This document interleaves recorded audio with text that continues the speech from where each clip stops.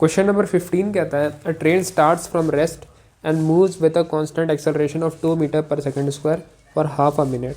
The brakes are then applied and the train comes to rest in 1 minute. Find the total distance moved by the train B, the maximum speed attained by the train C, positions of the train at half the maximum speed. ठीक है.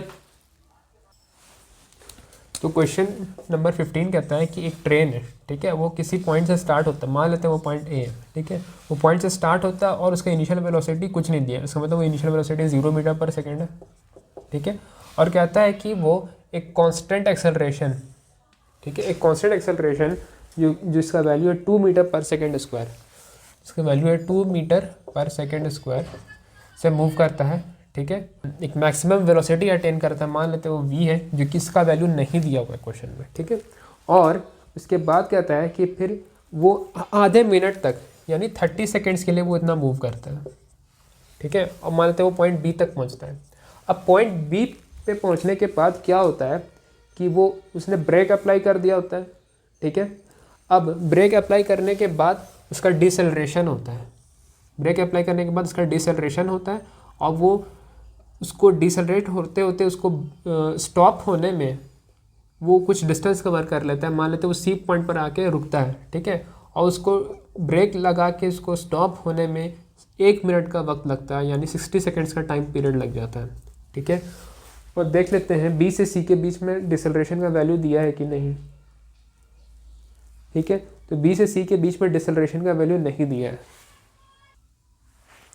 लेकिन इतना हम लोगों को पता है कि सी पॉइंट पे आकर रुकने के बाद स्टॉप हो जाता है, इसका मतलब यहाँ पे इसका फाइनल वेलोसिटी 0 हो गया, ठीक है. अब बोलता है कि ये ए से बी और फिर बी से सी तक जो पूरा ए से लेकर सी तक जो डिस्टेंस कवर किया है उसने, तो वो डिस्टेंस कितना है वो फाइंड करना है पार्ट ए में हम लोगों को, ठीक है. पार्ट बी हम लोग को बोलता है कि जो एक मैक्सिमम वेलोसिटी अटेन किया होगा जिसके बाद से वो ब्रेक लाएगा, यानी पॉइंट बी पर, ठीक है, वो एक्सेलरेट करते करते एक मैक्सिमम स्पीड अपना बी पर अटेन किया, जो वी से हम लोग दिखाया, तो ये वी का वैल्यू क्या है वो पता करना है हम लोगों को, वी का वैल्यू क्या है, और इधर पता करना है कि मान लेते ये x1 है और ये x2 है, तो x1 प्लस x2 का सम क्या होगा वो पता करना है, और सी पॉइंट में हम लोगों को पता करना है कि वो ए से लेकर सी के बीच में कहाँ कहाँ पर, मतलब जब वेलोसिटी मान लेते उसका v है तो v/2 वेलोसिटी कहाँ कहाँ पर उसका अटेन हुआ होगा, एक वेलोसिटी उसका कहाँ कहाँ पर अटेन हुआ, चलो वो पार्ट सी में बताएंगे तुमको, ठीक है. तो ये वाला x at v/2 तुमको फाइंड करना है, ठीक है. अब तुमको इसको हम लोग सॉल्यूशन सॉल्व करना बताते हैं. तो सबसे पहले बोर्ड को इरेज कर लेते हैं थोड़ा.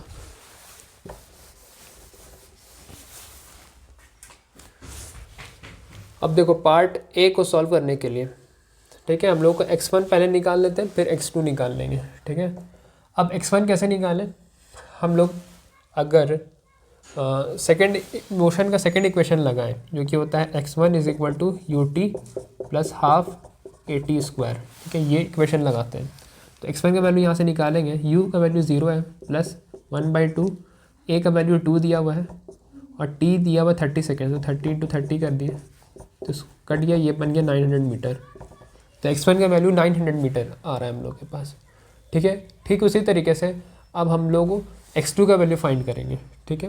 लेकिन x2 का वैल्यू फाइंड करने के लिए सबसे पहले हम लोग को इसका डिसेलरेशन का वैल्यू फाइंड करना होगा, ठीक है. तो ये डिसेलरेशन कितना है, अब डिसेलरेशन का वैल्यू फाइंड करने के लिए हम लोगों को ये v का वैल्यू पता होना चाहिए.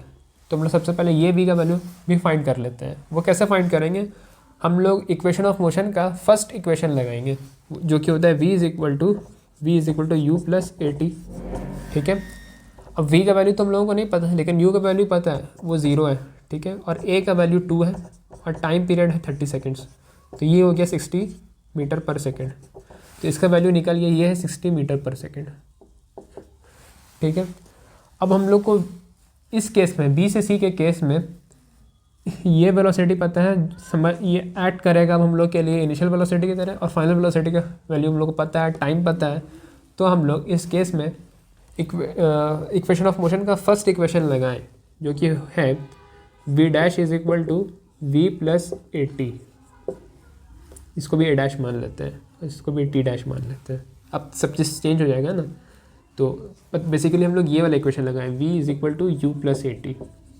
अब इस सिचुएशन में वी डैश हम लोग के लिए फाइनल वेलोसिटी का काम करेगा और वी हम लोग के लिए इनिशियल वेलोसिटी का काम करेगा। और मान लेते हैं यहाँ पे डिसलेशन ए डैश का, तो वो ए डैश हुआ और टी डैश हम लोग मान लेते हैं वो 30 सेकेंड्स है, तो वो उसका काम करेगा। ठीक है, तो वी डैश का वैल्यू अगले स्टेप में हम लोग 0 लिख देंगे और वी का वैल्यू 60 है और ए डैश का वैल्यू हम लोग को नहीं पता और टी डैश का वैल्यू भी 60 है। तो ये इसको सॉल्व करेंगे तो ए डैश का वैल्यू आ जाएगा -60/60 जो कि होगा -1 मीटर पर सेकेंड स्क्वायर। जैसा कि हम लोगों ने देखा था क्वेश्चन में बोला था कि ब्रेक लगाया है, ब्रेक लगाने से डिसलरेशन होता है, इसीलिए एक्सेलरेशन का वैल्यू माइनस निकल गया है। इसका मतलब 1 मीटर पर सेकेंड स्क्वायर का डिसलरेशन हुआ है। अब जैसे कि हम लोग देख सकते हैं डिसलरेशन निकल चुका है। अब हम लोग को x2 फाइंड करना है। x2 फाइंड आराम से कर सकते हैं हम लोग, अगर हम लोग इक्वेशन ऑफ मोशन का थर्ड इक्वेशन लगाएं जो कि होता है v² = u² + 2as। ये वाला इक्वेशन अगर हम लोग लगाएं, यहाँ v का काम करेगा v डैश, तो ये हो जाएगा v डैश स्क्वायर और u का काम करेगा v, तो ये हो जाएगा v² + 2a डैश x2। इसको सॉल्व करेंगे। अब अगले स्टेप में वैल्यू पुट करेंगे, तो v डैश है 0 और v² है 60, तो v है 60, तो ये v² जगह 60 × 60 + 2। a डैश का वैल्यू है -1 और x2 तो उसको फाइंड करना है। तो अगले स्टेप में इसको हम लोग लिख सकते हैं 2x2 = 60 × 60। यहाँ से 1 कट जाएगा 30 हो जाएगा। अब x2 का वैल्यू निकल के आ जाएगा 3 6 1800 मीटर। ठीक है, अब क्वेश्चन में हम लोग को बोला था कि x1 और x2 का वैल्यू सम करके बताने की टोटल डिस्टेंस कितना ट्रैवल हुआ।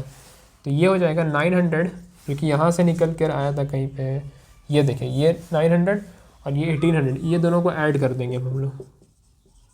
अगर इसको ऐड कर दे तो ये आ जाएगा 2700 मीटर। यहाँ इसको यूँ कहेंगे 2.7 किलोमीटर। तो ये उसका हो गया पार्ट ए का सॉल्यूशन। अब हम लोग देते हैं पार्ट बी का सॉल्यूशन।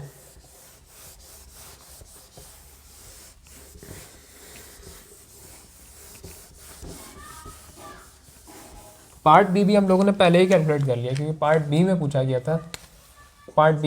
था कि v का वैल्यू कितना होगा जो कि मैक्सिमम स्पीड है। तो यहाँ से हम लोग निकाल ही लिए, ये 60 मीटर पर सेकेंड। कैसे निकाला है अगर फिर से देखना है तो हम फिर से रिवाइज करा देते हैं। इक्वेशन ऑफ मोशन का फर्स्ट इक्वेशन लगाएंगे, v = u + at। ठीक है, और u का वैल्यू 0 है, a का वैल्यू 2 है और t का वैल्यू 30 है। तो 2 × 30 होता है 60 मीटर पर सेकेंड। इस तरीके से हम लोगों ने फाइंड किया था। अब हम लोग देखते हैं सी। तो सी कहता है कि position of train at half the maximum speed. जैसा कि हम लोग जानते हैं कि मैक्सिमम स्पीड ट्रेन का वो है 60 मीटर पर सेकेंड स्क्वायर, 60 मीटर पर सेकेंड। अगर इसका हाफ ऑफ मैक्स स्पीड हम लोग देखें तो वो हो जाएगा 60/2 यानी 30 मीटर पर सेकेंड। अब देखो 0 से 60 तक पहुंचने में भी 30 मीटर पर सेकेंड का स्पीड उसने कहीं पर अटेन किया होगा। मान लेते हैं वो पॉइंट यहाँ कहीं पर है और मान लेते हैं वो है बी डैश। ठीक है, इसको अलग कलर से दिखला देते हैं। मान लेते हैं वो पॉइंट है बी डैश। ठीक है, अब बी से सी जब 60 से 0 हुआ तो भी बीच में स्पीड घट के कहीं ना कहीं 30 हुआ होगा। तो मान लेते हैं वो है सी डैश वो पॉइंट। ठीक है, जहाँ पे यहाँ पे भी वी तुम्हारा हो गया होगा 30 मीटर पर सेकेंड, क्योंकि स्पीड 0 से बढ़ते बढ़ते 30 हुआ होगा, फिर बढ़ के 60 हुआ होगा। और फिर यहाँ से घटते घटते 60 से 0 होते होते 60 से घटते घटते 30 मीटर पर सेकेंड हुआ होगा और घटते घटते 0 हो गया होगा। तो दो जगह हम लोग देख सकते हैं कि इसके जर्नी में 2 जगह ऐसा वक्त आया होगा जब उसका स्पीड 30 मीटर पर सेकेंड हो गया होगा। तो वो पॉइंट क्या है, मतलब वो डिस्टेंस क्या है, मतलब पॉइंट ए से मान लिया जाए कि ये ओरिजिन है हम लोगों के लिए, मान लेते हैं ये ओरिजिन है। ठीक है, ये एक्स एक्सेस है, तो इसका पोजीशन क्या होगा, बी डैश का पोजीशन क्या है और सी डैश का पोजीशन क्या है, ये हम लोगों को फाइंड करना है। ठीक है, अब जैसा कि देख सकते हैं ए से बी डैश के बीच में ये ए है और ये बी डैश मान लेते हैं इसको। ठीक है, इसके बीच में अगर हम देखें तो ये मान लेते हैं डिस्टेंस जो कवर किया है इसने इस बार S1 कवर किया है। ठीक है, और u का वैल्यू 0 है और v का वैल्यू 30 दिया हुआ है हम लोगों को, 30 मीटर पर सेकेंड। एक्सेलरेशन हम लोगों को दिया हुआ है 2 मीटर पर सेकेंड स्क्वायर। ठीक है, लेकिन टाइम नहीं पता हम लोगों को, इस बार टाइम हम लोगों को नहीं पता है, क्योंकि टाइम a से लेके b तक में 30 है, ये a से b तक में 30, लेकिन a से b डैश में 30 नहीं है। इसलिए हम लोग S1 का वैल्यू फाइंड करने के लिए इक्वेशन ऑफ मोशन का थर्ड इक्वेशन यूज़ करेंगे जो कि है v square is equal to u square plus 2as। ठीक है, v का वैल्यू इस बार हम लोग के लिए 30 इंटू 30 कर देंगे और यू स्क्वायर तो 0 हो जाएगा प्लस 2, a का वैल्यू है 2 और s1 हम लोगों को फाइंड करना है, तो ये हो जाएगा 30 into 30 is equal to 4s1। तो इसको अगर काट दें तो 2 1 2, 2 2 4 और 2 15 और इसको भी काट दें तो 15। तो इस तरीके से सॉल्व करें तो s1 आ जाएगा 15 into 15 is equal to 225 metre. ठीक है, तो एक S1 का वैल्यू आया 225 मीटर। अब इसी तरीके से हम लोग S2 की भी वैल्यू फाइंड करेंगे। ठीक है, मान लेते हैं ये पॉइंट B है और ये पॉइंट C है। ठीक है, और यहाँ पर इसका मैक्सिमम स्पीड जो 60 मीटर पर सेकेंड इसने अटेन किया था। ठीक है, और ये मान लेते हैं C डैश है। ठीक है, और C डैश पर हम लोगों को क्या क्वेश्चन में बोला है कि half of the maximum speed, तो half of the maximum speed कितना हो गया 30 मीटर पर सेकेंड। ठीक है, और यहाँ पे डिसर्रेशन था -1 मीटर पर सेकेंड स्क्वायर का। और हम लोग को बताना है कि मान लेते हैं B से C डैश के बीच का जो दूरी है वो S2 है। तो हम लोगों को बताना है कि पॉइंट A से यहाँ कहीं पे पॉइंट A भी है, उसको भी ध्यान रखना है, और A से B के बीच का दूरी 900 मीटर था, वो भी ध्यान रखना है, क्योंकि हम लोगों ने पोजीशन सारा A से मेजर करना है। ठीक है, क्योंकि A हम लोग का ओरिजिन है। तो सबसे पहले हम लोग क्या करेंगे, S2 का वैल्यू फाइंड करेंगे और 900 उसमें ऐड कर देंगे, तो हम लोगों को पता चल जाएगा उस ट्रेन का पोजीशन क्या है C पॉइंट पे, C डैश पॉइंट पे, मतलब ट्रेन यहाँ पर है। ठीक है, इसका पोजीशन क्या है ये पता चल जाएगा हम लोगों को। तो फिर से देखें उसी तरीके से equation of motion, third equation of motion use करें अगर, v square is equal to u square plus 2as। v की जगह हम लोग पुट करेंगे 30, तो ये हो जाएगा 30 इंटू 30, और u की जगह पुट करेंगे 60, तो ये हो जाएगा 60 इंटू 60 प्लस 2, a का वैल्यू है -1 और s को s2 ले लेंगे, तो ये हो जाएगा 2s2 is equal to 60 into 60 minus 30 into 30। ठीक है, अब अगले स्टेप में हम लोग लिखेंगे 2s2 और यहाँ से 30 इंटू 30 कॉमन ले लेंगे, तो ये 30 इंटू 30 बाहर आइए, तो यहाँ से बचेगा एक 2 इंटू 2 माइनस 1, तो ये हो जाएगा 30 इंटू 30, 2 इंटू 2 4 और -1 3, तो ये बन जाएगा 3। ठीक है, अब ये 2 1 से 2 कट गया और ये 15 आ गया। ठीक है, और अगर उसको मल्टीप्लाई कर लें 45, 15 3 45 और 45 3 3 5 15, ये बन जाएगा कुछ इस तरह से 45 इंटू 30, ये जो हो जाएगा 3 5 15 3 4 12 1350 मीटर। तो S2 का वैल्यू आ गया 1350 मीटर। ठीक है, अगर इसका पोजीशन C का पोजीशन फाइंड करना है तो पोजीशन ऑफ C डैश वो क्या होगा,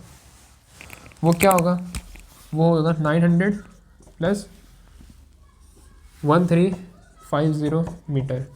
इसको ऐड कर दें अगर, ये आ जाएगा 0 5 और 2250 मीटर, या यूँ कहें ये 2.25 किलोमीटर। ठीक है, तो पोजीशन ऑफ C डैश ये आ गया 2.25 किलोमीटर, और ये क्या आया था पोजीशन ऑफ B डैश जो कि है 225 मीटर। ये हो गया हमारा क्वेश्चन नंबर 15 का सॉल्यूशन।